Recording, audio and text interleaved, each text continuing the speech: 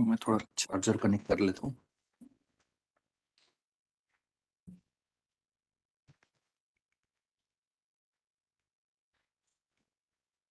Okay, हम लोग secondary data sources हैं, लिटरेचर रिव्यू के सोर्सेस के बारे में बात कर रहे हैं। उसमें हमने ईटीडीज के बारे में ब्रीफली बात की थी।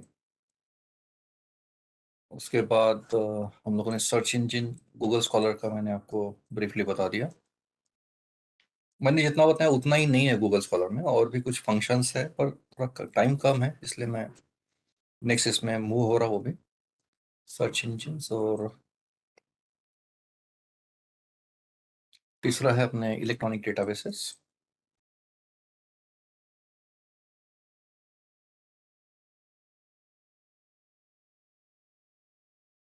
तो पेपर ढूंढते वक्त हमने ये तो करना ही चाहिए, ये भी करना चाहिए, उसके साथ साथ ये एक इम्पॉर्टेंट है, इलेक्ट्रॉनिक डेटाबेसेस। तो मैं कुछ डेटाबेसेस के नाम आपको बता रहा हूँ और थोड़ा डेमोन्स्ट्रेशन भी करके दिखा देता हूँ मैं आपको। और इसका inclusion more sort of compulsory है। इलेक्ट्रॉनिक डेटाबेसेस जो प्रोमिनेंट है उसमें टॉप पे है स्कोपस का डेटाबेस। उसके बाद नंबर 2 पे वेब ऑफ साइंस। और यहाँ से आगे फिर क्रम तो नहीं है, पर ये कुछ प्रोमिनेंट डेटाबेसेस है जिसमें प्रोक्वेस्ट, एमराल्ड इंसाइट,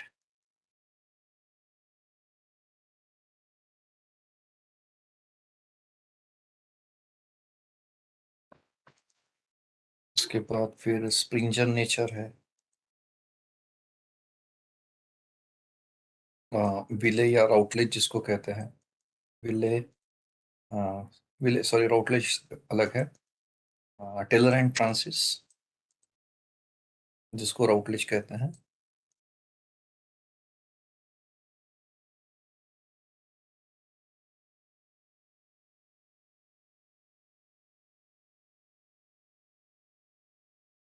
उसके साथ साथ अपना जे गेट एक अच्छा डेटाबेस है। जे स्टोर है। प्रोजेक्ट म्यूज एक अच्छा डेटाबेस माना जाता है।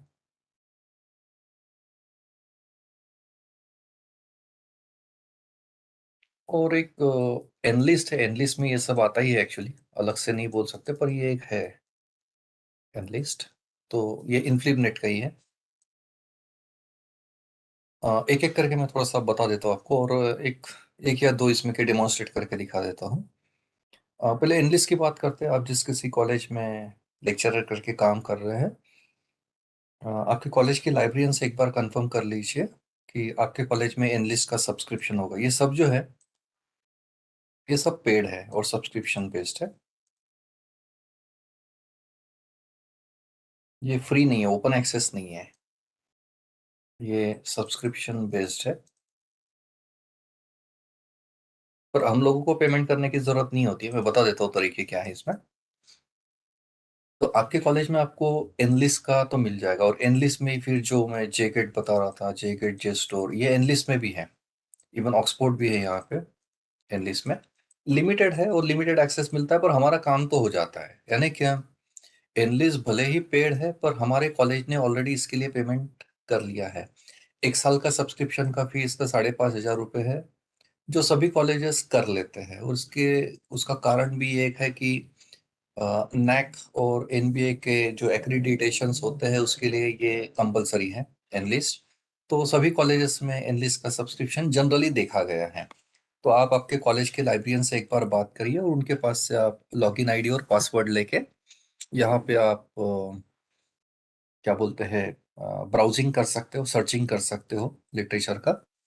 उसके साथ साथ ये जो है स्कोपस, वेब ऑफ साइंस, ये सब टॉप के हैं। इसका मतलब ये नहीं कि इतने ही हैं।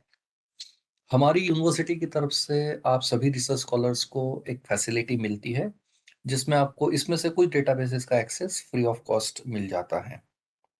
यूनिवर्सिटी की सेंट्रल लाइब्रेरी में आपको एक एप्लीकेशन देनी होती है कि you want remote login for assessing your electronic databases. तो आप जब अप्लाई करते हो तो एप्लीकेशन के साथ आपको आपके पीएचडी का रजिस्ट्रेशन का जो लेटर है वो जोड़ना होता है, और आपको एक लगभग 1 हफ्ते के अंदर एक रिमोट लॉगिन और पासवर्ड यूनिवर्सिटी की तरफ से मिल जाता है, जिसमें आपको कुछ डेटाबेसेस का, जैसे हमारी यूनिवर्सिटी में वेब ऑफ साइंस का एक्सेस है, प्रोक्वेस्ट नहीं है। एमराल्ड इनसाइट अभी तक था, अभी इसका सब्सक्रिप्शन यूनिवर्सिटी का खत्म हो गया। स्प्रिंजर है हमारे पास यूनिवर्सिटी में, विले भी है, टेलर एंड फ्रांसिस भी है, जेगेट है, पर इसका विंडो ओपन नहीं हो रहा है। मैंने अभी रिसेंटली करके देखा, पर ये लिस्ट में तो है हमारे पास। जेस्टोर भी है हमारे पास, प्रोजेक्ट म्यूज भी है यूनिवर्सिटी की तरफ से। तो इसका एक्सेस आपको मिल जाता है, और यहाँ पे अच्छी क्वालिटी के पेपर्स आपको मिल जाते हैं। पेपर्स है ना, पेपर कौन सा लिटरेचर अवेलेबल है आपके टॉपिक पे, वो जानकारी। और यहाँ से आप फिर एक्सेल फाइल वगैरह डाउनलोड कर सकते हो। कभी कभी पीडीएफ, कुछ जो डेटाबेसेस है वो पीडीएफ भी आपको दे देती है पूरी की पूरी फ्री ऑफ कॉस्ट, है ना, आपको लॉग इन करने के बाद। मैं लगभग 7 यूनिवर्सिटीज में pre PhD course work trainer करके काम कर रहा हूँ, तो मेरे पास अलग अलग यूनिवर्सिटीज के लॉगिन आईडी और पासवर्ड भी हैं। तो अमरावती में लगभग मैंने देखा 32 डेटाबेसेस का वहाँ पे फैसिलिटी प्रोवाइड की जाती है। हमारी यूनिवर्सिटी में एक 12 से 15 का है। मैं कवि कुलगुरु रामटेक यूनिवर्सिटी में भी पढ़ा था, वहाँ पे भी अच्छे खासे डेटाबेसेस का है। अमरावती में इवन प्रोक्वेस भी मिल जाता है, एमराल्ड भी है अमरावती में। तो मैं आपको हमारी यूनिवर्सिटी का, आरटीएम नागपुर यूनिवर्सिटी का थोड़ा सा, ये लॉगिन कहाँ से करना है, कैसे करना है, और वहाँ पे फिर कौन से डेटाबेसेस हम लोगों को अवेलेबल है, और वो डेटाबेसेस में जाके लिटरेचर कैसे ढूंढना है, इसका एक छोटा सा डेमोन्स्ट्रेशन दे देता हूँ। पहले आप लॉगिन समझ लेंगे कहाँ से करना है और कैसे करना है। मैं गूगल की सर्च विंडो में हूँ अभी। आपको स्क्रीन दिख रही है मेरी गूगल की? Yes sir. ओके। गूगल की सर्च विंडो में आपको RTMNU टाइप करना है, और नागपुर यूनिवर्सिटी की जो ऑफिशियल वेबसाइट है उसकी ये लिंक है, यहाँ पे मैं क्लिक कर रहा हूँ। और ये नागपुर यूनिवर्सिटी के वेबसाइट का होम पेज है, ऑफिशियल वेबसाइट का, और यहाँ आपको ई लाइब्रेरी नाम से एक टैब दिख रहा है। और इसमें हमारे जैसे रिसर्च स्कॉलर्स को कुछ एक्सेस दिए गए हैं, ये मैं दिखा देता हूँ आपको। इसमें मेन्यू अगर आप देखते हो तो ई लाइब्रेरी यानी क्या, और इसमें क्या फैसिलिटीज आपको मिलती है, ये आप यहाँ से पढ़ सकते हो। उसके साथ साथ ई जर्नल के सब्सक्रिप्शन कौन से है, ई बुक्स और रिमोट लॉगिन जो मैं बोल रहा था, यहाँ से आपको लॉगिन करना है।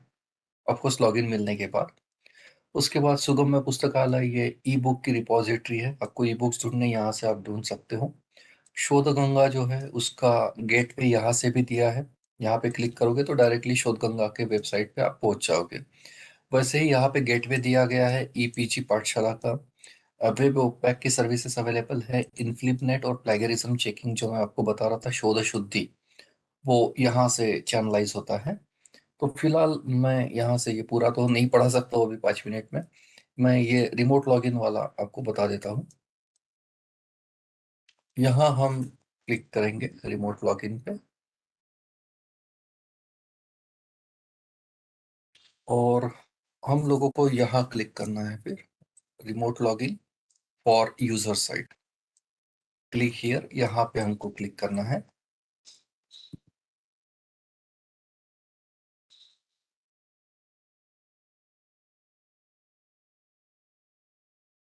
ओके,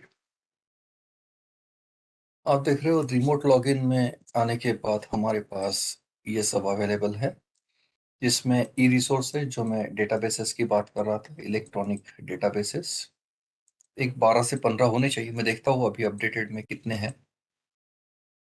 और ये शोध शुद्धि का एक्सेस यानी प्लेगरिज्म चेकिंग का गेटवे यहाँ से है, प्लेगरिज्म डिटेक्शन मैकेनिज्म।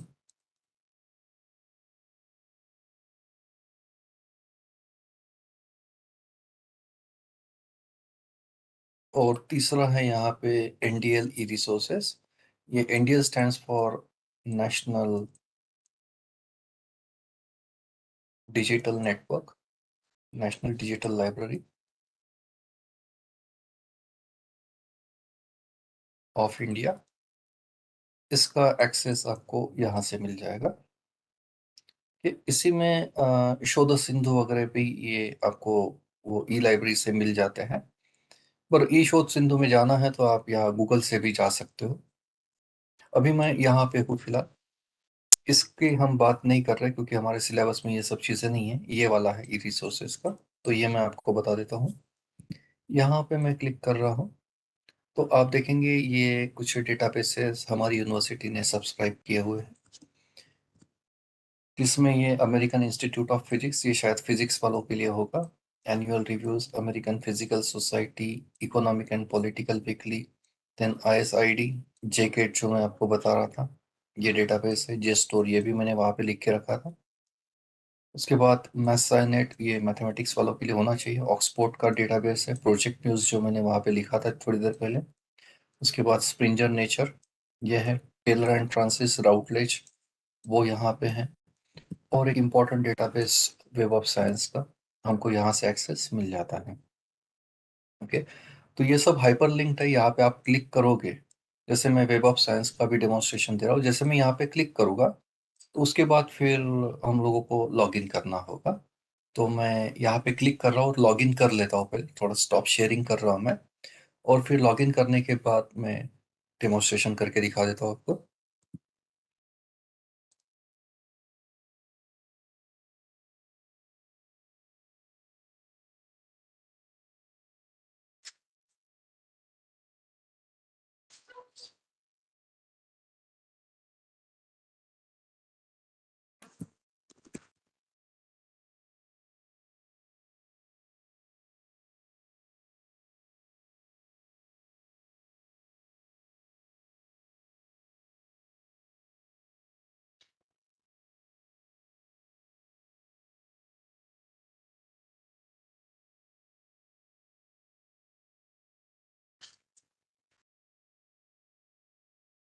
ओके, मेरा लॉगिन हो चुका है, मैं स्क्रीन शेयर कर रहा हूँ।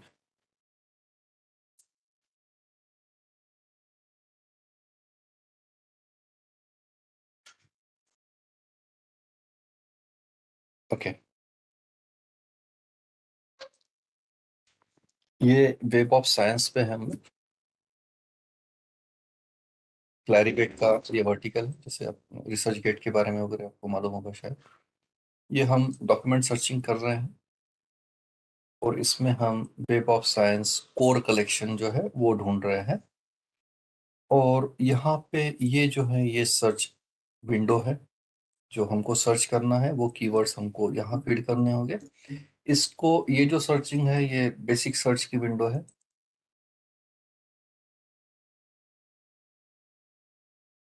ओके, और एडवांस सर्चिंग आप यहाँ से कर सकते हो। पहले मैं बेसिक सर्चिंग बता देता हूँ आपको और फिर एडवांस सर्चिंग में जाएंगे। तो यहाँ पे मैं मेरा पहला keyword suppose theory of plant behaviour ये टाइप कर रहा हूँ। और अभी मैं यहाँ पे आप देखेंगे ये फिल्टर के फंक्शंस है। ये फिल्टर है। तो ये कीवर्ड आप कहाँ ढूंढना चाहते हो। ऑल फील्ड मतलब जो पेपर आएंगे वो पेपर में कहीं पे भी ये वर्ड आया तो आपको चलेगा, ऐसा मतलब हो जाता है। और इफ सपोज मुझे ढूंढना है कि ये कीवर्ड उस पेपर के टाइटल में ही आ जाए, तो मुझे सेटिंग यहाँ से करनी होगी। ड्रॉप डाउन पे आप देख रहे हो, यहाँ पे मैं अगर टाइटल सिलेक्ट कर लेता हूँ तो ये जो कीवर्ड मैंने फीड किया है उस पेपर के टाइटल में आ जाएगा। ऐसे ही पेपर फिर रिजल्ट्स में मुझे मिल जाएंगे। उसके साथ साथ आपको एब्स्ट्रैक्ट में भी ये चलता है। तो आप यहाँ एब्स्ट्रैक्ट का फंक्शन ले लेंगे कि एब्स्ट्रैक्ट में भी कहीं पे भी आ जाता है पेपर के ये कीवर्ड, तो भी आपको चल जाएगा। अगर ऐसा कुछ है तो आप एब्स्ट्रैक्ट सिलेक्ट कर लेंगे। तो मैं यहाँ पे एब्स्ट्रैक्ट कर रहा हूँ और यहाँ से आप सर्चिंग कर सकते हो। ओके, ये सर्चिंग कर रहा हूँ मैं यहाँ से। देखते हैं कितने आर्टिकल्स आ रहे हैं। 10,998 आर्टिकल्स आ रहे हैं थ्योरी ऑफ प्लांट बिहेवियर पे। और ये हो गया हमारा बेसिक सर्चिंग। अगर एडवांस सर्चिंग करनी है, एडवांस सर्चिंग कब करेंगे जब एक से ज़्यादा कीवर्ड्स है। इफ सपोज मुझे अभी एडवांस सर्चिंग करनी है और एक कीवर्ड मुझे इसके साथ ढूंढना है, तो मैं यहाँ पे ऐड रो कर दूंगा। यहाँ पे मैं क्लिक कर रहा हूँ ऐड रो पे। आप देखेंगे और एक सर्च विंडो आ चुकी है जहाँ पे मैं मेरा दूसरा कीवर्ड फीड कर सकता हूँ। मैं ये लिख रहा हूँ ऑनलाइन शॉपिंग।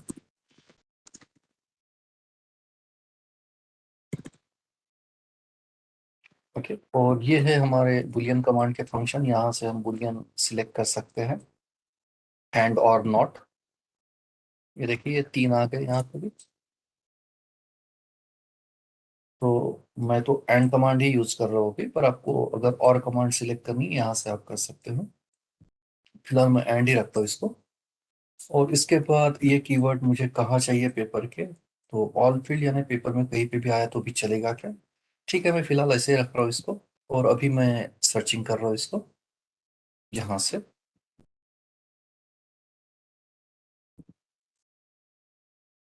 देखते 69 पेपर्स है इसमें।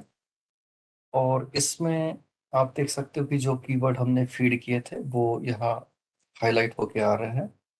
ऑनलाइन ये शब्द था मेरे इसमें, थ्योरी ऑफ प्लान बिहेवियर था, ऑनलाइन शॉपिंग था, और ये पेपर को ये नंबर ऑफ साइटेशंस 5 मिले हुए हैं।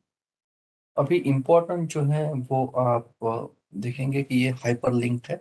ये पेपर अगर आपको लग रहा है काम का है तो आप इसका एब्स्ट्रैक्ट यहीं पे पढ़ सकते हो। ये हाइपर लिंक है, मैं क्लिक कर रहा हूँ।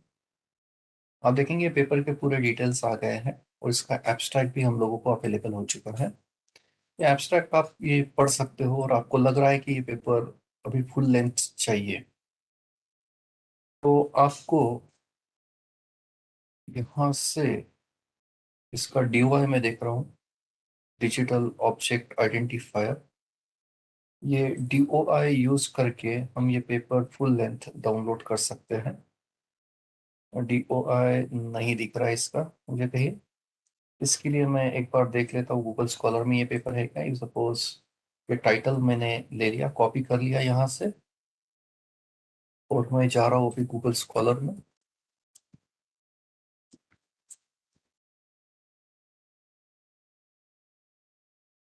और गूगल स्कॉलर में चेक कर लेते हैं इसकी PDF है क्या। PDF है इसकी, यहाँ से आपको मिल जाएगी। ये आ गई है इसकी PDF, यहाँ से आप डाउनलोड कर सकते हो। चलिए आगे बढ़ते हैं। यहाँ पे थे हम लोग। ओके, वेब ऑफ साइंस में मैं वापस जा रहा हूँ। ये लिस्ट है हमारे पेपर पे। अभी इसमें मैं आपको थोड़े से फिल्टर्स बता देता हूँ। गूगल स्कॉलर से बेटर फिल्टर्स होते हैं यहाँ पे, जिसमें आप रिफाइंड रिजल्ट्स कर सकते हो। इसमें कुछ फिल्टर्स एक एक करके, एक 8 से 10 फिल्टर्स होते हैं, वो मैं एक एक करके बता रहा हूँ आपको। जिसमें पहला फिल्टर है आपका ये वाला, ईयर वाइज, कि आपको पिछले 5 साल के या 7 साल के ही चाहिए तो आप यहाँ से सिलेक्ट कर सकते हो। ये जो सी ऑल दिख रहा है, यहाँ पे क्लिक करेंगे आप। और आपको कौन से साल के पेपर्स चाहिए, जैसे आप देखेंगे 2000 से लेके 2022 तक इसमें पेपर्स है। 2000 साल का एक ही पेपर है इसमें, 2004 में का भी एक ही पेपर है इसमें, 2005 के दो है लाइक वाइज, और 2022 के 14 पेपर्स है। तो आपको कौन से पेपर्स चाहिए, कौन से साल के, यहाँ पे आपको चेक बॉक्स पे क्लिक करना होगा। पिछले 10 साल के लेने हैं तो यहाँ ये 6 साल हो गए, और यहाँ पे 7, 8, 9 और 10 ये क्लिक कर लेंगे आप, जैसे मैं कर रहा हूँ सपोज।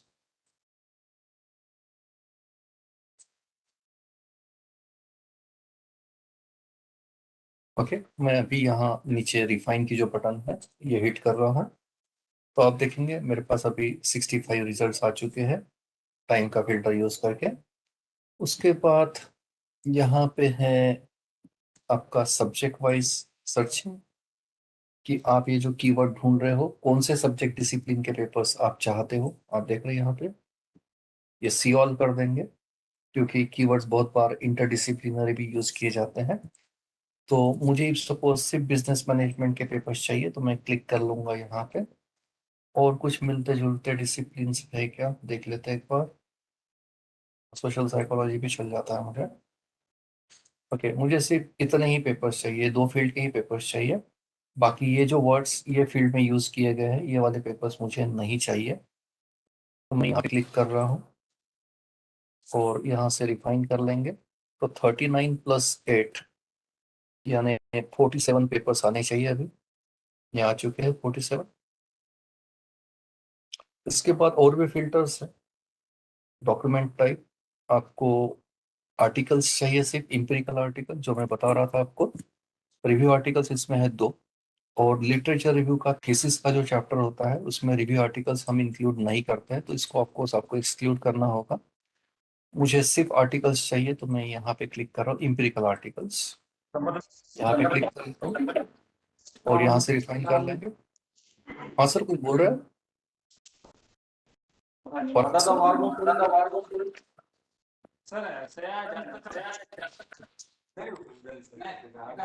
ओके, ये 45 आर्टिकल्स है। पराग सर थोड़ा म्यूट करा प्लीज।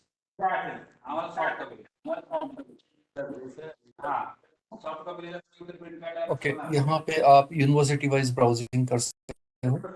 उसके बाद publication title wise, publisher wise, आपको सिर्फ एमराल्ड की चाहिए होंगे तो यहाँ से आप ले सकते हो। टेलर एंड फ्रांसिस के चाहिए तो यहाँ पे 6 पेपर्स है। लाइकवाइज आप यहाँ पे ये फिल्टर्स देके आप ये कर सकते हो। और ये सब पेपर के डिटेल्स आप वन गो में डाउनलोड भी कर सकते हो। इसमें आपको साइटेशन रिपोर्ट जनरेट होता है। ये साइटेशन रिपोर्ट है आपका, जो बिब्लियोमेट्रिक एनालिसिस में हम यूज करते हैं। तो अभी तो बिब्लियोमेट्रिक पढ़ नहीं रहे हैं हम लोग, पर बिब्लियोमेट्रिक एनालिसिस में ये साइटेशन रिपोर्ट हम यूज करते हैं। और यहाँ से आप डाउनलोडिंग कर सकते हो एक्सेल फाइल आपकी। ये जो है एक्सपोर्ट फुल रिपोर्ट, यहाँ से आप एक्सेल फाइल डाउनलोड कर सकते हो पूरे के पूरे आर्टिकल्स के डिटेल्स की। तो ये जब आप एसएलआर, मेटा और बिब्लियोमेट्रिक के पेपर तैयार करते हैं उसमें ये फिर कॉम्प्रहेंसिव पूरा का पूरा ट्रेनिंग लिया जाता है। एसएलआर, मेटा एनालिसिस और बिब्लियोमेट्रिक एनालिसिस, ये डेटाबेसेस यूज करके ही ये किया जाता है। और उस वक्त फिर कॉम्प्रहेंसिवली हम इसके इनपुट्स में जा सकते हैं। पर फिलहाल मैंने जस्ट आपको जानकारी करके बता दिया है कि लिटरेचर रिव्यू करने के लिए ये सोर्सेस यूज करना अपेक्षित है। आपने सिर्फ गूगल से करना सही बात नहीं है। ये डेटाबेसेस हमारे लिए ही बने हैं, रिसर्च स्कॉलर्स के लिए, और हमने ये यूज करनी चाहिए। इसमें अच्छी क्वालिटी के पेपर्स आपको मिल जाते हैं। इसमें ही बाकी अगर आप देखेंगे तो बाकी भी इसमें बहुत सारे सोर्सेस हैं। तो आप एक एक करके ब्राउज कर सकते हो। ब्राउजिंग के फंक्शंस थोड़े बहुत डिफरेंट होते हैं डेटाबेस टू डेटाबेस, पर वो कर करके आ जाता है। तो उसमें जैसे आप देख रहे थे 12 से 15 है, तो मैं पूरे के पूरे तो डेमोन्स्ट्रेट नहीं कर पाऊंगा टाइम के अभाव की वजह से। तो फिलहाल आपको एक आइडिया तो आ गई है कि इलेक्ट्रॉनिक डेटाबेसेस से सर्चिंग किया जाता है और वहाँ के पेपर हम लोगों ने डाउनलोड करके साइट करनी चाहिए। चलिए आगे बढ़ते हैं नेक्स्ट टॉपिक की तरफ। हेलो और भी सर। कुछ डेटाबेसेस के नाम? हाँ sir. Sir actually social sciences के जो इलेक्ट्रॉनिक डेटाबेसेस है उनके बारे में थोड़ा बताएंगे जो स्पेसिफिकली सोशल साइंसेज के लिए बने हैं। गूगल स्कॉलर में मिल जाता है मटेरियल मोस्टली। और डेटाबेसेस जो है ये जेगेट हो गया या फिर जेस्टोर हो गया, एमराल्ड इनसाइट में भी सोशल साइंसेस के बहुत आर्टिकल्स मिल जाते हैं सर।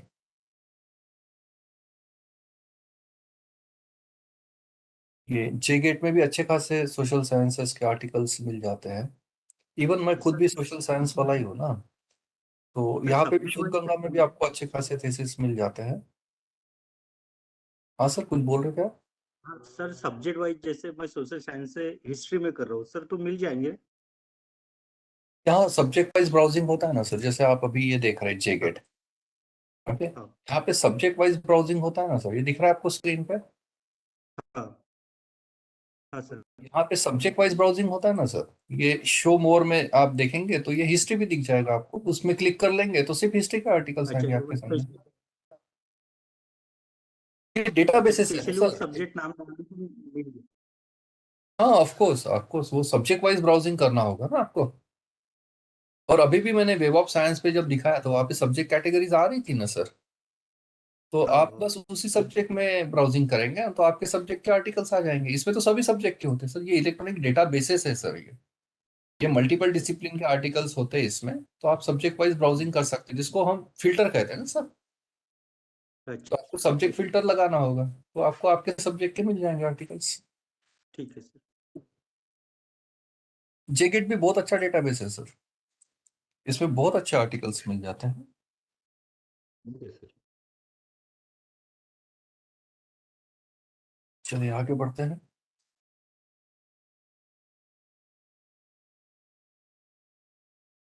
ओके, नेक्स्ट टॉपिक पे जा रहे हैं हम लोग।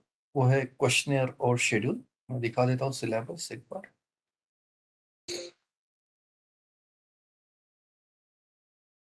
ये सिलेबस है हमारा। प्राइमरी डेटा यानी क्या मैंने समझाया आपको, सेकेंडरी डेटा यानी क्या, और सेकेंडरी डेटा के मेजर सोर्सेस, ये सब हमने देख लिया पार्ट। अभी हम लोग यहाँ पे है डिजाइनिंग क्वेश्चनर्स एंड शेड्यूल्स।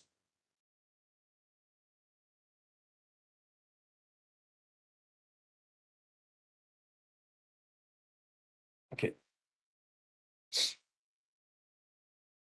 देखिए रिसर्च करने के तीन मुख्य तरीके होते हैं।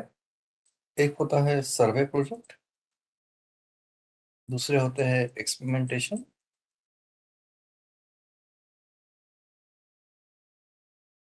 और तीसरा होता है सेकेंडरी डेटा स्टडी।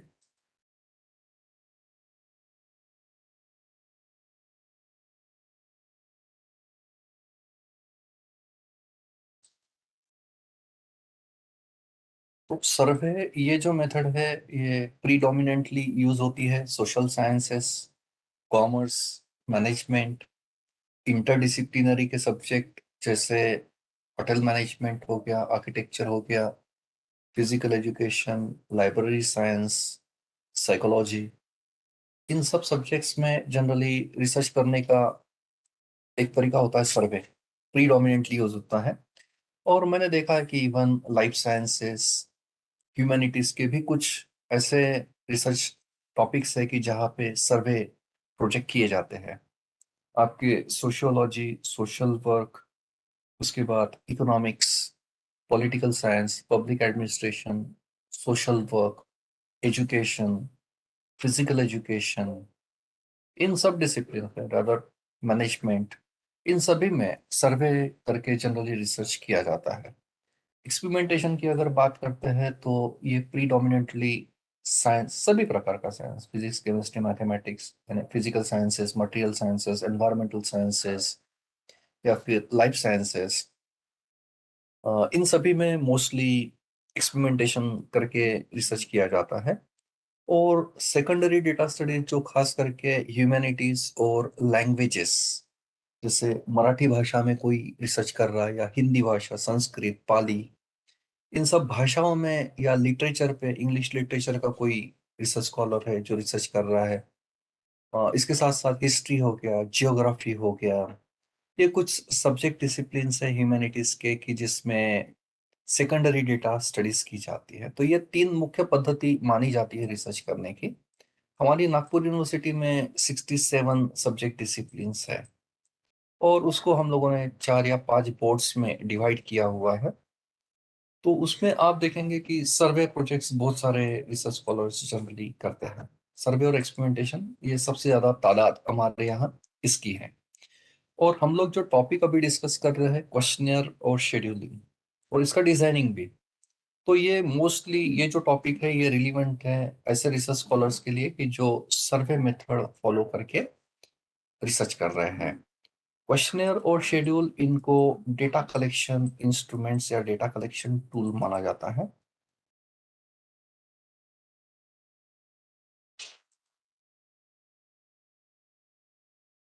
और ये data collection in the sense, ये प्राइमरी डेटा कलेक्ट करने के लिए हम, ये क्वेश्चनियर, ये प्राइमरी डेटा होना चाहिए। प्राइमरी डेटा गैदर करने के लिए सर्वे बेस्ड प्रोजेक्ट में जनरली क्वेश्चनियर या फिर शेड्यूल इसका उपयोग होता है। एक्सपेरिमेंटेशन में डेटा कलेक्शन इंस्ट्रूमेंट का मतलब होता है आपके इंस्ट्रूमेंटेशंस या फिर आपकी machines, operators, equipment. Parag sir थोड़ा म्यूट करा please. Parag sir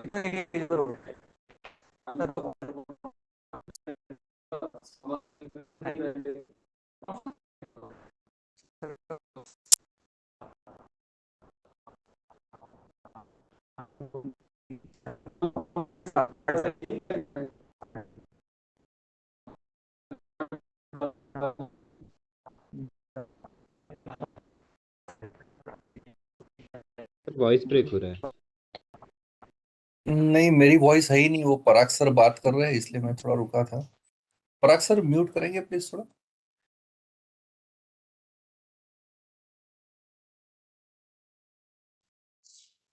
okay.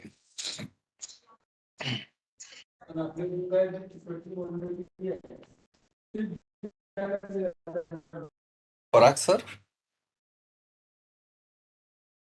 Parag Brahmankar sir, please थोड़ा म्यूट करा। Hello. Hello. Hello sir, mute केला आहे. बरं, थैंक यू सर।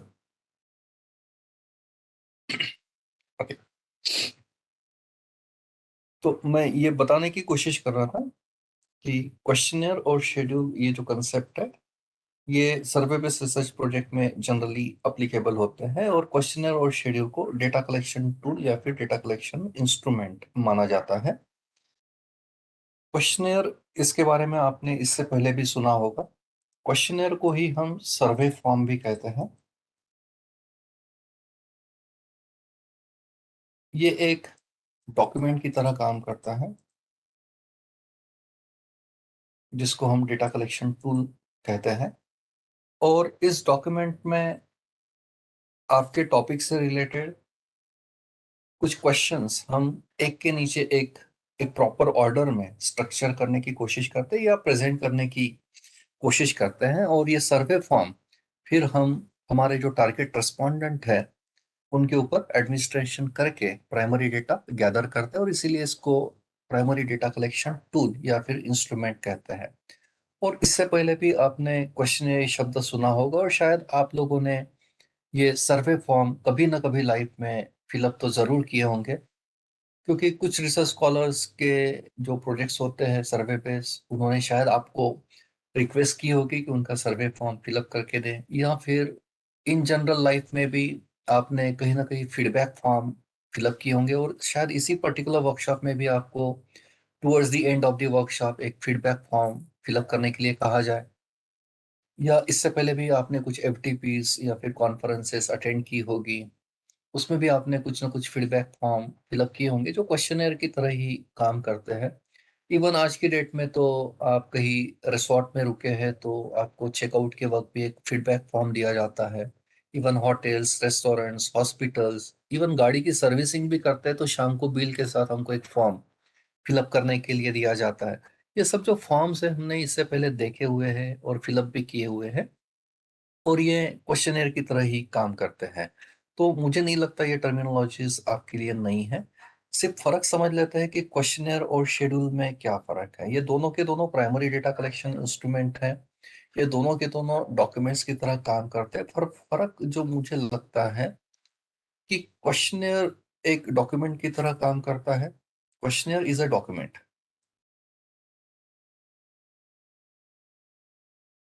एक फॉर्म है ये,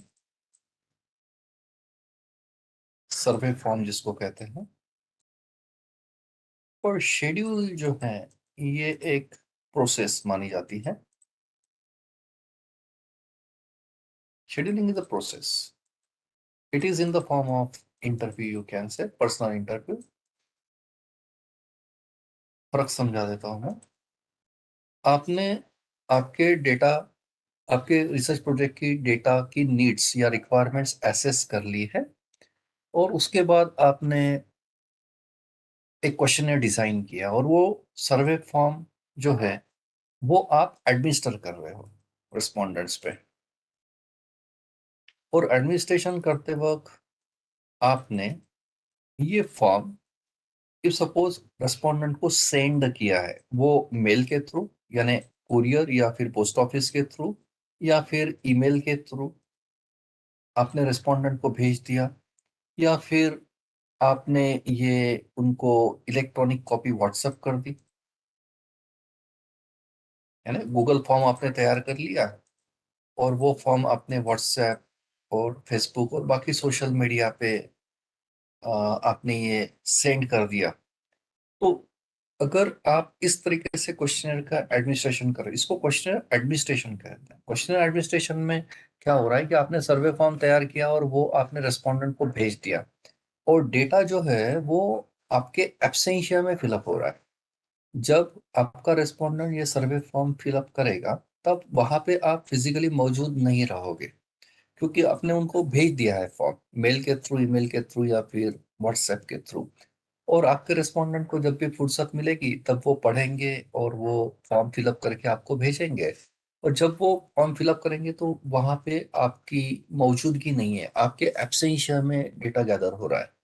अब इसमें तकलीफ ये है कि बहुत बार रेस्पोंडेंट पूरा का पूरा फॉर्म फिलअप नहीं करते हैं, कुछ क्वेश्चंस के जवाब नहीं देते, जिसकी वजह से फिर मिसिंग डेटा जनरेट होता है।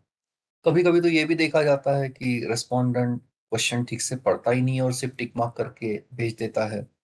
और ये भी देखा गया है कि अगर आप 100 लोगों को ये फॉर्म भेज रहे हो तो उसमें से बहुत सारे लोग तो फॉर्म भेजते भी नहीं है वापस फिलअप करके। तो ये कुछ तकलीफें हैं क्वेश्चनर एडमिनिस्ट्रेशन में। इसलिए आज की डेट में क्वेश्चनर एडमिनिस्ट्रेशन जो है वो इतनी ज्यादा रिकमेंडेड मेथड नहीं मानी जाती है। आज की डेट में हम लोग जनरली शेड्यूलिंग रिकमेंड करते हैं। Scheduling is kind of personal interview आप बोलिए। शेड्यूलिंग में क्या हो रहा है कि एज ए रिसर्च स्कॉलर आपने सर्वे फॉर्म तैयार किया और वो सर्वे फॉर्म आप खुद लेके रेस्पोंडेंट तक जा रहे हो उसकी अपॉइंटमेंट लेके, और इंटरव्यू के फॉर्म में आप एक एक करके क्वेश्चन उसको पूछ रहे हो। वो आपका रेस्पोंडेंट क्वेश्चन को ठीक से सुन रहा है, समझ रहा है और सोच के जवाब दे रहा है। और वो जो भी रिस्पॉन्स आ रहे हैं वो रिस्पॉन्सेस को आप अपने हाथ से वो फॉर्म में रिकॉर्ड कर रहे हो। इस एक्टिविटी को शेड्यूलिंग कहा जाता है। इसके एडवांटेजेस बहुत सारे हैं और ये रिकमेंडेड है, क्योंकि इसके एडवांटेजेस बहुत सारे हैं। इसके एडवांटेजेस ज्यादा क्यों हैं? क्योंकि जब ये डेटा गैदर हो रहा है तो your presence is very much there, आपके सामने डेटा गैदर हो रहा है। रादर आप खुद डेटा गैदरिंग प्रोसेस में इन्वॉल्व हो। अगर आपके रिस्पोंडेंट को कुछ सवाल समझ में नहीं आए तो आप उसको एक्सप्लेन कर सकते हो, उसकी भाषा में आप उसको समझा सकते हो, जिसकी वजह से रिस्पॉन्सेस जेन्युइन आ जाते हैं और डेटा भी कंप्लीट सेंस में और प्रिसाइज सेंस में हमारे पास आ जाता है। रिस्पॉन्स रेट की अगर बात करते हैं तो आप अपॉइंटमेंट लेके रिस्पोंडेंट तक जा रहे हो तो बहुत बार वो हम लोगों को कोऑपरेट कर लेते हैं। पर क्वेश्चनर में वैसा नहीं है, आपने भेज दिया है तो फिर अगला भी इतना ज्यादा बॉदर नहीं करता है कि वो फिलअप करके आपको वापस भेजे जब तक आप उसको 2-4 बार रिमाइंडर नहीं दो। पर शेड्यूलिंग में वैसा नहीं है, रिस्पॉन्स रेट ज्यादा होता है। और सबसे इम्पोर्टेंट बात, रिसर्च स्कॉलर का इन्वॉल्वमेंट डेटा कलेक्शन प्रोसेस में ज्यादा होता है और डेटा जेन्युइन आ जाता है। ये कुछ एडवांटेजेस है शेड्यूलिंग के, जिसकी वजह से शेड्यूलिंग रिकमेंडेड है। और आपको क्वेश्चन एडमिनिस्ट्रेशन करना हो या शेड्यूलिंग करना हो, पर आपको एक सर्वे फॉर्म तो तैयार करना अपेक्षित है। तो वो सर्वे फॉर्म तैयार करने के लिए कुछ गाइडलाइंस मैं यहाँ से आके आपको रेंडर करने की कोशिश कर रहा हूँ, जो हमारे सिलेबस का पार्ट है, क्वेश्चनर डिजाइनिंग। तो ये हमारी स्टेप्स है जो हम रिसर्च करते वक्त, सर्वे प्रोजेक्ट करते वक्त फॉलो करते हैं। हमारी जर्नी टॉपिक सिलेक्शन से शुरू होती है, उसके बाद टाइटल फिक्सेशन, फिर प्रॉब्लम स्टेटमेंट या प्रॉब्लम आइडेंटिफिकेशन, फिर setting of objectives, formulation of hypothesis, उसके बाद फिर रिसर्च डिजाइन का सिलेक्शन जो हमने सर्वे डिसाइड किया हुआ है, उसके बाद फिर क्वेश्चनर डिजाइनिंग, उसके बाद रिलायबिलिटी वैलिडिटी टेस्टिंग, सैम्पलिंग के डिसीजंस आपके, डेटा कलेक्शन, एनालिसिस और रिपोर्ट राइटिंग। ये कुछ स्टेप्स हम फॉलो करते हैं जब हम सर्वे बेस्ड प्रोजेक्ट करते हैं। और हम लोग कहाँ पे हैं अभी? हम लोग यहाँ पे हैं। हम क्वेश्चनर डिजाइन करने की बात कर रहे हैं और कल का पहला सेशन जो मेरा रहेगा उसमें हम रिलायबिलिटी वैलिडिटी टेस्टिंग की भी बात करेंगे। फिलहाल हम लोग यहाँ पे हैं क्वेश्चनर डिजाइनिंग में, तो उसको लेके मैं कुछ गाइडलाइंस रेंडर कर रहा हूँ। तो क्वेश्चनर जिसको हम डेटा कलेक्शन इंस्ट्रूमेंट कहते हैं, जो सर्वे बेस्ड प्रोजेक्ट में यूज होता है प्राइमरी डेटा गैदर करने के लिए, ये कुछ पॉइंटर्स मैं आपको ऑलरेडी दे चुका हूँ। ये फर्क है क्वेश्चनर और शेड्यूलिंग का। क्वेश्चनर ये फॉर्म में एक के बाद एक क्वेश्चंस जनरली प्रेजेंट किए जाते हैं, पर शेड्यूलिंग में जनरली टैबुलर फॉर्म या ग्रिड फॉर्म में क्वेश्चंस प्रेजेंट किए जाते हैं। यहाँ रिसर्च स्कॉलर का इन्वॉल्वमेंट डेटा गैदरिंग में कम होता है, पर यहाँ पे रिसर्च स्कॉलर का इन्वॉल्वमेंट ज्यादा होता है। यहाँ डेटा जो है वो रिसर्च स्कॉलर के एब्सेंशिया में गैदर होता है, पर यहाँ पे फेस टू फेस इंटरेक्शन में डेटा गैदर हो रहा है। यहाँ पे रेस्पोंडेंट अपना फॉर्म खुद फिलअप करता है, पर यहाँ पे रिसर्च स्कॉलर वो फॉर्म रेस्पोंडेंट के रेस्पॉन्सेस आने के बाद खुद फिलअप कर रहा है। यहाँ पे रेस्पॉन्स रेट कम है, पर यहाँ पे रेस्पॉन्स रेट ज्यादा है। अभी बात करते हैं स्टेप्स इन क्वेश्चनरी डिजाइनिंग की, जहाँ पे मैं कुछ गाइडलाइंस शेयर कर रहा हूँ। जिसमें स्टेप नंबर 1 है, हम लोगों को सबसे पहले ये जानना होगा कि हमको कौन से डेटा की जरूरत है। What are your data requirement that you are suppose to assess. अभी डेटा रिक्वायरमेंट क्या है, ये कहाँ से पता चलेगा? तो 2-3 चीजें हैं जो हमको क्लू देती हैं कि हमारी डेटा रिक्वायरमेंट्स क्या है।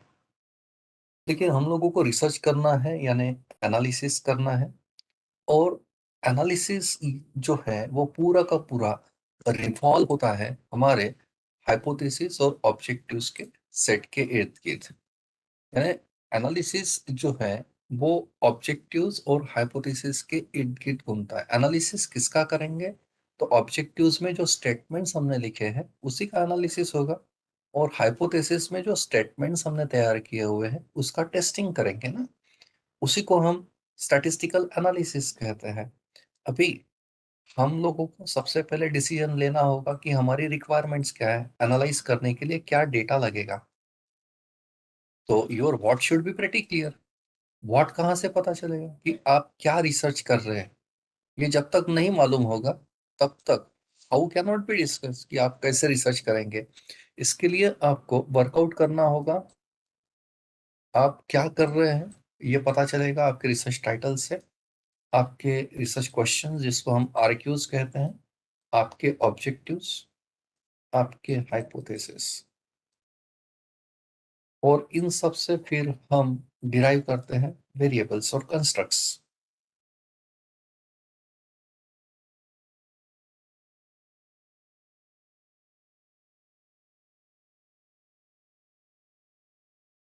तो यहाँ से हमको पता चलता है कि हम लोगों को क्या डेटा चाहिए, और ये एक बार वर्कआउट हो गया तो उसके बाद ही क्वेश्चनियर बन पाएगा। इसको लेकर मैं कुछ इनपुट्स दे रहा हूँ। जब हम क्वेश्चनियर डिजाइन करते हैं तो we should begin with end in mind, otherwise this way you may get stuck. कि आपको अगर मान लो जैसे हम लोगों को एनालिसिस करना है, ऑब्जेक्टिव्स को सेटिस्फाई करना है और हाइपोथेसिस का टेस्टिंग करना है। जनरल सेंस में ये देखा गया है कि रिसर्च स्कॉलर क्वेश्चनियर तैयार करता है या एक्सपेरिमेंट परफॉर्म करता है, डेटा गैदर करता है, और फिर सोचते रहता है कि मैं इसका एनालिसिस क्या करूं। ये एक कॉमन सी प्रोसेस जनरल लाइफ में देखी जाती है। पर मेरा कहना ये है कि आपको सबसे पहले आपके ऑब्जेक्टिव्स, आपने जो 1 2 3 4 सपोज 7 ऑब्जेक्टिव्स आपने बनाए हैं और हाइपोथेसिस आपने सपोज 5 बनाए, हाइपोथेटिकली, हाँ, H1 H2 लाइकवाइज। तो आपको सबसे पहले ये चेक करना होगा कि ऑब्जेक्टिव 1 में आपने जो लिखा है इसको आप सेटिस्फाई कैसे करेंगे, और इसके लिए आप क्या स्टैटिस्टिकल एनालिसिस परफॉर्म करने वाले हो। उसी तरीके से ऑब्जेक्टिव 2 में आपने क्या लिखा है, और ये ऑब्जेक्टिव सेटिस्फाई करने के लिए आपको कौन से स्टैटिस्टिकल एनालिसिस करनी होगी और उसके लिए डेटा की क्या जरूरत होगी। ये जब तक आप वर्कआउट नहीं करोगे तब तक क्वेश्चनर कैसे बनेगा ना। तो आपको सबसे पहले डेटा रिक्वायरमेंट का असेसमेंट करना होगा। आपका हाइपोथेसिस नंबर 1 है, आपको ये चेक करना होगा ना कि इसको कौन सी टेस्ट लगेगी, वो टेस्ट परफॉर्म करने के लिए क्या डेटा लगेगा, वो डेटा कौन से सेंस में लगेगा, वो डेटा का नेचर क्या होना चाहिए, कितने ग्रुप का एनालिसिस करना है और कौन से ग्रुप का कौन सा डेटा कौन से सेंस में आपको गैदर करना है, जब तक ये वर्कआउट नहीं होगा तब तक हमारा क्वेश्चनर बन नहीं सकता है। पर रियल लाइफ में क्या देखा जाता है, रिसर्च स्कॉलर बिना ट्रेनिंग लिए या बहुत ज्यादा टेक्निकलिटीज में ना जाते हुए अपने मन से क्वेश्चनर बना लेता है, डेटा गैदर करता है, और उसके बाद फिर उसको ये समझ में नहीं आता कि ये डेटा का एनालिसिस मैं कैसे करूँ, तो वो स्टैटिस्टिशियन के पास जाता है कि साहब मैंने ये डेटा कलेक्ट कर लिया, अभी मुझे ये इसका एनालिसिस करके दो। तो ऑफ कोर्स एनालिसिस करने के लिए तो ये दो चीजें हैं, तो मैं भी स्टैटिस्टिशियन हूँ, मैं भी कंसल्टेंट हूँ। तो हमारे पास जब ये ऐसे प्रोजेक्ट आते हैं तो पता ये चलता है कि इसको जो टेस्ट लगानी है उसके लिए जो डेटा चाहिए उसको लेके क्वेश्चनर में क्वेश्चन ही नहीं है, तो ये तकलीफ हो जाती है। इसलिए हम लोग जब क्वेश्चनर बनाते हैं तो हम लोगों को ये चेक करना होगा कि मेरी डेटा रिक्वायरमेंट क्या है, उसके अनुसार आपके क्वेश्चनर में आपको क्वेश्चंस इनकॉर्पोरेट करने होंगे।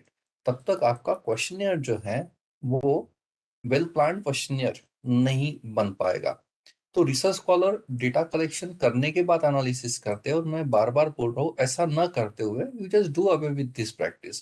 Firstly you workout on analysis, पहले एनालिसिस वर्कआउट कर लो कि इन सबको आप क्या ट्रीटमेंट देने वाले हो, ऑब्जेक्टिव जितने भी है उसका आप क्या करने वाले हो, उसको क्या डेटा लगेगा, और हाइपोथेसिस आपके कितने हैं कौन से, और हर एक हाइपोथेसिस को आपको कौन सी टेस्ट लगानी है और वो टेस्ट की रिक्वायरमेंट क्या है, यानी कौन सा डेटा लगने वाला है।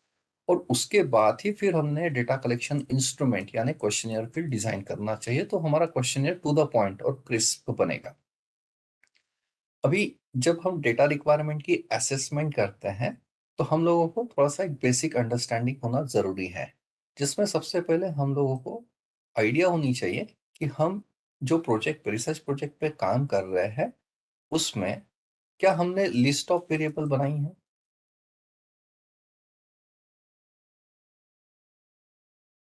जब तक ये लिस्ट ऑफ वेरिएबल्स नहीं बनेगी तब तक कैसे पता चलेगा कि कौन से क्वेश्चंस पूछने हैं और कितने पूछने हैं, और बिना ये वर्कआउट किए क्वेश्चनर नहीं बन सकता है। तो आपको सबसे पहले चेक करना होगा कि आप कितने वेरिएबल पे काम कर रहे हैं और कौन से वेरिएबल पे काम कर रहे हैं, और उस वेरिएबल का टाइप क्या है, क्या वो इंडिपेंडेंट है या डिपेंडेंट है, या फिर बाकी कॉन्फ़िगरेशन जो होता है वेरिएबल का क्वालिटेटिव क्वांटिटेटिव वगैरह, या फिर नॉमिनल ऑर्डिनल इंटरवल रेशियो, ये कौन से टाइप को आपके वेरिएबल से बिलोंग कर रहे हैं, ये आपको वर्कआउट करना होगा, तब जाके तो क्वेश्चनर बनेगा। अभी लिस्ट ऑफ वेरिएबल कैसे बनाएंगे, इसके क्लूज फिर से आपके ऑब्जेक्टिव्स और आपके हाइपोथेसिस और आपके टाइटल से मिलते हैं। ये तीन सेट ऐसे हैं जो बताते हैं कि हम कौन से वेरिएबल पे और कितने वेरिएबल पे काम करने वाले हैं। अभी आप देखेंगे आपने ऑब्जेक्टिव नंबर 1 लिखा है, ये एक स्टेटमेंट है, एक वाक्य होगा, ये पैराग्राफ तो फॉर श्योर नहीं होगा। ओके, अभी इसमें अगर आप काउंट करते हो इसमें लगभग वर्ड जो है 12 से 20 वर्ड्स आते हैं। अभी भी आपके सामने आपका सिनॉप्सिस पड़ा होगा, आप देख लीजिए कंफर्म करके कि आपका ऑब्जेक्टिव, हर एक ऑब्जेक्टिव में आपने नंबर ऑफ वर्ड्स कितने लिखे हैं। तो मैं जो बोल रहा हूँ शायद आपको वो सही लगे कि सर हाँ सही है, 12 से 20 वर्ड के आसपास कुछ आ रहा है, 10 से 20 भी हो सकता है। अभी ये 10 से 20 वर्ड्स में से हमको ये चेक करना होगा कि ऐसा कौन सा वर्ड है या फिर ऐसी कौन सी फ्रेज है जिसको हम वेरिएबल कहेंगे। तो आपको आपके जितने भी ऑब्जेक्टिव्स और हाइपोथेसिस हैं उसमें जो स्टेटमेंट्स आपने लिखी हुई हैं, इसमें से हम लोगों को वेरिएबल्स आइडेंटिफाई करने होंगे, इसको सर्कल करना होगा कि ये ऑब्जेक्टिव में स्टेटमेंट नंबर 1 जो है इसमें 20 शब्द है, और ये 20 शब्द में से ये एक शब्द है जो मेरा वेरिएबल है, और इस वेरिएबल को लेके मुझे डेटा कलेक्ट करना है। इस तरीके से आपके पास हर एक ऑब्जेक्टिव्स को रेफर करने के बाद V1 V2 V3 up to VN ऐसी लिस्ट तैयार हो जाएगी। और जब तक ये लिस्ट तैयार नहीं होती है आपको आपका डेटा रिक्वायरमेंट पता नहीं चलेगा। आप एक्सपेरिमेंटेशन कर रहे हो या फिर सर्वे कर रहे हो, ये ग्राउंड वर्क है जिसको हम कंसेप्चुअल फ्रेमवर्क कहते हैं, ये जब तक क्लियर नहीं होता है स्टडी आगे नहीं बढ़ सकती और एनालिसिस भी ठीक से हो नहीं पाएगा। अभी बात होती है कि ये 20 में से एक शब्द जो सर्कल करना है ये कौन सा होना चाहिए, और पहचानेंगे कैसे कि यही वेरिएबल है। इसलिए हम लोगों को जाना होगा वेरिएबल के बेसिक्स में। तो वेरिएबल यानी क्या वो मैं समझा रहा हूँ।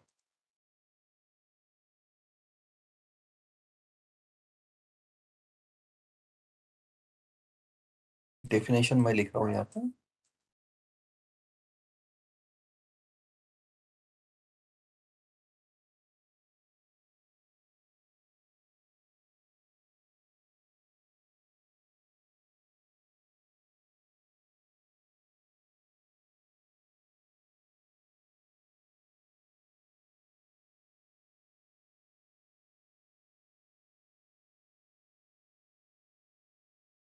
वेरिएबल एक कैरेक्टरिस्टिक है, एक फिनोमेना है which is changing with a given context. थोड़ा एग्जांपल देके समझा देता हूँ जिससे चीजें और ज्यादा क्लियर हो जाएगी। पर एक चीज तो जरूरी है कि आप जब इंपिरिकल रिसर्च कर रहे हो तो you must have this particular list ready with you, V1 V2 V3 up to VN। Variable कितने हैं, कितने वेरिएबल्स पे काम करने वाले हैं हम रिसर्च करते वक्त, और वो वेरिएबल्स कौन से हैं, और वो वेरिएबल का टाइप क्या है। ये तीन चीजों का आपके पास जवाब होना जरूरी है, जिसके बिना रिसर्च नहीं हो सकता है। सब कोशिश करते हैं वेरिएबल यानी क्या।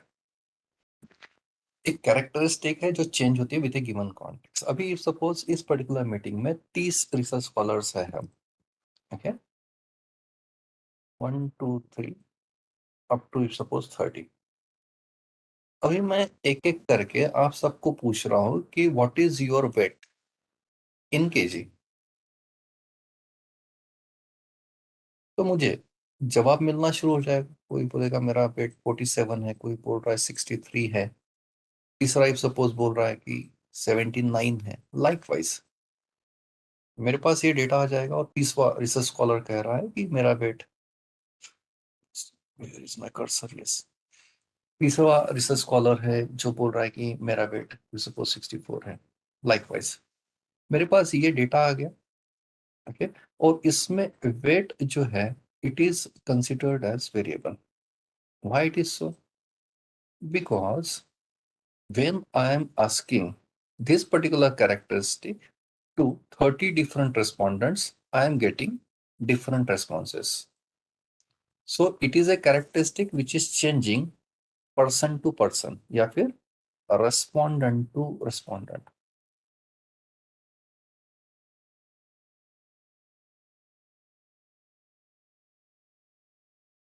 ये एक ऐसी कैरेक्टरिस्टिक है जो रेस्पोंडेंट टू रेस्पोंडेंट चेंज हो रही है। इसलिए मैं कहूंगा weight, income, height, number of family members, ये सब जो है ये हम हमारे वेरिएबल है। क्योंकि जब मैं सर्वे कर रहा हूँ तो मैं इफ सपोज 300 लोगों का सर्वे कर रहा हूँ, तो 300 लोगों के एक ही कैरेक्टरिस्टिक पे अगर वैरिड रिस्पॉन्सेस आते हैं तो मैं कहूंगा कि वो मेरा वेरिएबल है। तो मैंने पहला कॉन्टेक्स्ट दे दिया कि जो respondent to respondent characteristic change होती है उसको हम वेरिएबल कह सकते हैं। दूसरा कॉन्टेक्स्ट अगर कंसिडर करते हैं कि इफ सपोज कोई एक characteristic place to place change हो रही है, ओके। इफ सपोज मुझे विदर्भ में जो 11 डिस्ट्रिक्ट प्लेसेस है, 1 2 3 4 up to 11 district places are there in Vidarbha, और मैं जानना चाहता हूँ कि ये पूरे डिस्ट्रिक्ट प्लेसेस की पॉपुलेशन क्या है, लोक संख्या। तो पहला district place if suppose Nagpur है, तो मैं नागपुर की पॉपुलेशन जानने की कोशिश करूँ, नागपुर डिस्ट्रिक्ट की, जो मेरे ख्याल से 45 लाख के आसपास कुछ है। दूसरा है अमरावती इफ सपोज, तो उसकी पॉपुलेशन कुछ और होगी। तीसरा इफ सपोज अकोला, उसकी पॉपुलेशन कुछ और। चौथा वर्धा, उसकी पॉपुलेशन कुछ और। तो आप देखेंगे पॉपुलेशन ये कैरेक्टरिस्टिक है जो प्लेस टू प्लेस चेंज हो रही है। तो मैं क्या कहूंगा, population is my variable under consideration. ये दूसरा कॉन्टेक्स्ट हो गया। तीसरा मैं ले रहा हूँ इफ सपोज टाइम, एक ऐसी कैरेक्टरिस्टिक जो टाइम टू टाइम चेंज होती है। जैसे है इफ सपोज मुझे नागपुर की पॉपुलेशन देखनी है 1947 से लेके 2022, ये पॉपुलेशन में क्या बदलाव आया, नागपुर की लोक संख्या कैसे उसमें ग्रोथ हुई है, ये मुझे अगर प्लॉट करना है तो ऑफकोर्स मेरे पास टाइम वेरिएबल है। 1947 में नागपुर की पॉपुलेशन कुछ और होगी, 48 में ये बड़ी होगी थोड़ी बहुत, ये संख्या आगे। यानी क्या, हर साल मुझे एक नया फिगर मिल रहा है। तो for every year I am getting a different figure for one particular characteristic, and that characteristic is population. So I will say that population is a variable under consideration which is changing with reference to time. If suppose आप finance का कोई project कर रहे हैं और उसमें आप Sensex के ओपनिंग और क्लोजिंग फिगर्स ले रहे हैं, ओके, और ये आप इफ सपोज पिछले 5 साल के ले रहे हैं, तो 2017 जनवरी 2017, 1 जनवरी 2017 इसका ओपनिंग फिगर बीएससी का और क्लोजिंग फिगर। उसी तरीके से 2 जनवरी अगर वर्किंग डे होंगे, इस तरीके से मेरे पास ये फिगर्स आ जाएंगे हर डेट के अनुसार पिछले 5 साल के। तो मैं कहूँगा opening index and closing index of Sensex will be my variables. So this way we can interpret that, और study to study context change होता है। आप भी एक बार देख लेंगे कि ऐसे कौन से कैरेक्टरिस्टिक्स है जो आप स्टडी कर रहे हो जो किसी कॉन्टेक्स्ट के साथ चेंज हो रहे हैं, तो हम कहेंगे ये हमारे वेरिएबल्स है। और इन जनरल आप देखेंगे साइंस में टेम्परेचर, प्रेशर, ह्यूमिडिटी वगैरह वगैरह, यू नो, केमिस्ट्री के प्रोजेक्ट में कंसंट्रेशन लेवल या फिर टेम्परेचर या फिर टाइम, ये कुछ वेरिएबल्स हम लोग जनरली कंसिडर करते हैं। वही सोशल साइंसेस, कॉमर्स मैनेजमेंट में, जैसे सोशल साइंसेस में socio economic status, level of education वगैरह वगैरह। उसके साथ साथ कॉमर्स मैनेजमेंट के जो सर्वे होते हैं उसमें attitude, awareness, knowledge, satisfaction, loyalty, ये कुछ वेरिएबल के प्रकार माने जाते हैं। और कोई भी ऐसा प्रोजेक्ट नहीं होता है, जनरल इम्पिरिकल बोल रहा हूँ मैं, कि जिसमें वेरिएबल्स नहीं होते। तो हम लोगों को पहली एक्सरसाइज यही है कि हम लोगों को ये चेक करना होगा कि हम कौन से और कितने वेरिएबल्स पे काम कर रहे हैं, और ये वर्कआउट होने के बाद ही हम फिर क्वेश्चनर बना सकते हैं। तो अभी 1:25 हो चुके हैं, 5 मिनट है, आपके कुछ क्वेश्चंस होंगे तो ले लेते हैं, बाकी सेशन फिर मैं कल कंटिन्यू करता हूँ।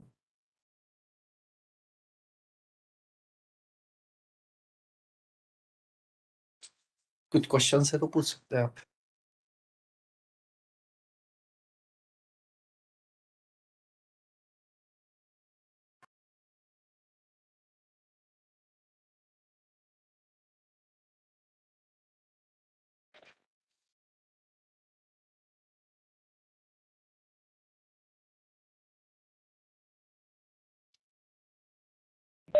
पार्टिसिपेंट्स कुछ hello sir. Sir yes actually madam. हाँ सर जो मैडम। मेरा रिसर्च का टॉपिक है वो एक फंडामेंटल और ये होने की वजह से ऑब्जेक्टिव तो मैंने रखा है कि study of particular character, 2 type है मेरे पास में, इसका और इसका, क्योंकि ये दोनों से मिलके एक चीज बन रही है, तो इसीलिए दोनों के कैरेक्टर मुझे ये करना है वो पूरी चीज को इवॉल्व करने के लिए मानिए। तो उसके बाद में ये है कि मैं उनके वेरिएबल्स भी रखूंगी, तो मुझे वो चीज अलग अलग जगह से कंपेयर करना पड़ेगा कि यहाँ पर क्या है, यहाँ पर क्या है, यहाँ पर क्या है, वो मेरे वेरिएबल्स हो गए।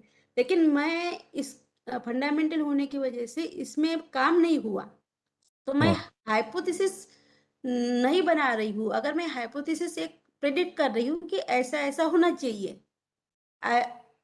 कमिंग इसमें, तो वो भी होने के लिए भी पहले मुझे एनालिसिस करना पड़ेगा। एनालिसिस का जो डेटा आएगा वो उसके अकॉर्डिंग जा रहा है क्या, उसके बाद मुझे हाइपोथेसिस बनाना पड़ेगा। तो मेरे जो जनरली जो है, तो हाइपोथेसिस तो अभी तक बना नहीं है, तो उस केस में हम लोग क्या करेंगे? जैसे अभी आप फंडामेंटल यानी बेसिक रिसर्च कर रही है, तो उसमें ये आपके हाइपोथेसिस वगैरह जनरली फॉर्मुलेट नहीं करते हैं, पर फिर भी मैं देख के बता पाऊंगा मैडम आपने सिनॉप्सिस में क्या लिखा हुआ है, वो देख के मैं और बेटर कमेंट कर पाऊंगा। पर इन जनरल फंडामेंटल या बेसिक रिसर्च में हाइपोथेसिस नहीं तैयार करते हैं। हाँ सर, वो यानी जब हम सिनॉप्सिस सबमिट करते हैं या कोई स्टडी लेते हैं तो हाइपोथेसिस प्रेडिक्ट नहीं कर पाते या बना ही नहीं पाते, क्योंकि वो प्राइमरी डाटा के ऊपर पूरा डिपेंड रहता है ऑफ कोर्स, और वैसे ऑफ स्टडी कोर्स। हुई नहीं रहती उस इसमें। हो अच्छा ना। ठीक, ठीक है सर, मैं आपको भेजूंगी अगर मेल आईडी मुझे मिलेगा तो, मेरा हाँ, सिनॉप्सिस। मेरा नंबर मैं चैट बॉक्स में लिख रहा हूँ, ये व्हाट्सएप पे अवेलेबल है। हाँ ठीक है सर।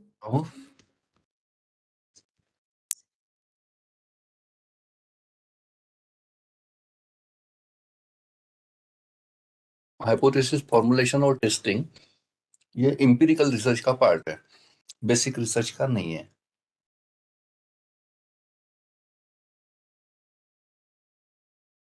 अजून कोणाला काही प्रश्न आहेत का?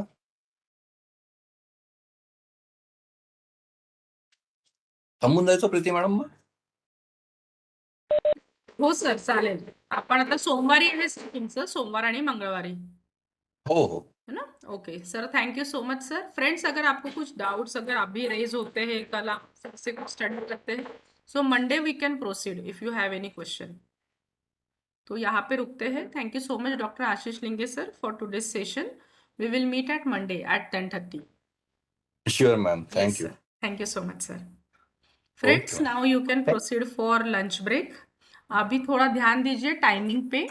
आज का अपना लंच ब्रेक 1 घंटे का है, क्योंकि जो नेक्स्ट रिसोर्स पर्सन है doctor Mangala Hirwade madam, she is busy in one emergent meeting with vice chancellor. तो we will have a lunch break of